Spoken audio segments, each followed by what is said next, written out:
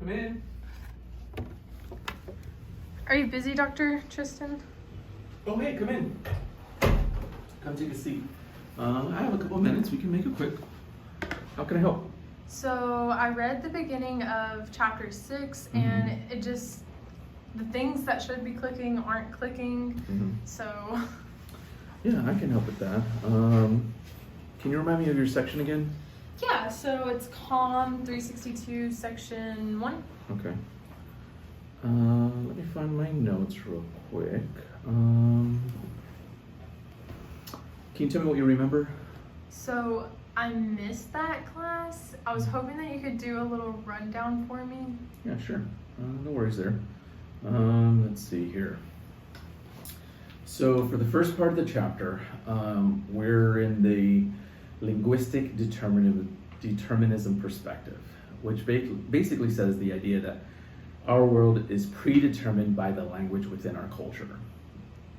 First, we will talk about is the Sapir-Whorf hypothesis, which states that reality is embedded in the culture's language, controls people's thoughts and cultural norms. So to illustrate this, let's talk about the Aborigines in Australia. Precise directions are so important in their language. They have no words for left or right. Like none? Yeah, none. They use north, south, east, and west when giving directions. For example, let's just say there's something on your face. In their language, they would say, do you have something on your northeast side of your face? To compare our culture to theirs, how would you reply if I asked, how are you? I'm good. You're not telling me the direction, right? Their greetings with one another are directional. So for example, their reply would be like, I'm headed south by southwest. So even before they start a conversation with someone, they're telling the direction that they are headed in. Okay, yeah. Okay, good. So for us, again, it's really different. Precise directions are really not important to us. But for them, their entire sense of direction is shaped by their language. So think about that for a second. How do you think the Aborigines think differently than we do? Well, I'm assuming they're a lot better at navigating than we are. Exactly. So a 5-year-old in their language would be able to tell you which way is north. But for you, it would take a little bit. All of that to say, the Sapir-Whorf hypothesis suggests that language controls our thoughts and our actions. There are several criticisms to this particular hypothesis, but for now, we just won't go into them. Making sense so far? Okay, yeah, it's starting to click a lot better now. Okay, good. Another part of language is that certain words in a given language cannot be translated effectively because there's no vocabulary equivalence.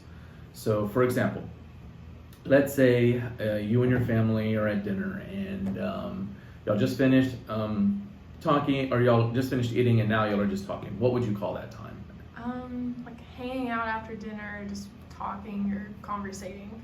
Right. You had to use a whole bunch of words to describe that event. Well, in Spanish, it's called la sobremesa, which means upon the table. For English speakers, we have an idea of the concept of sobremesa, but we don't understand the cultural significance. In Latin American cultures, that time at the dinner table is so important and meaningful that there's a specific word for it. So even though English speakers have an idea of what the word means, they don't understand the cultural value or how much the culture prizes that time after the dinner table or at the dinner table. Okay, yeah, so for us it's just a word. Exactly right. So based on what you know now, what are some potential consequences when speaking to other people from a different language? What can you think of any? Well, I'm assuming miscommunication and not understanding the cultural significance of that language. Exactly. But in the end, people use words to create meaning in one another, but that doesn't always go as planned, especially in intercultural communication. You can't assume that just because you have an idea of what the word means, you may not understand the cultural value of the word. So that's the first part of the chapter. Do you think you have a better understanding of it? No, I for sure definitely do. I might have some more after next lecture though. Okay, well, that's where we left off. And tomorrow your class will go to the rest of the chapter. Awesome, thank you.